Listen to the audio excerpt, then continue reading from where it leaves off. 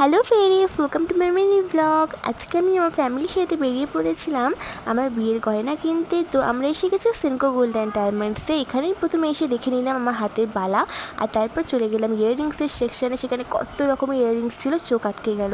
কিছু কিছু পরেও কিন্তু ট্রাইও করলাম। তোমরা কমেন্ট করে জানিও কেমন লাগছে। এই ঝুমকোগুলো কিন্তু খুব সুন্দর ছিল, এই রিংটা আমার খুব ভালো লেগেছে।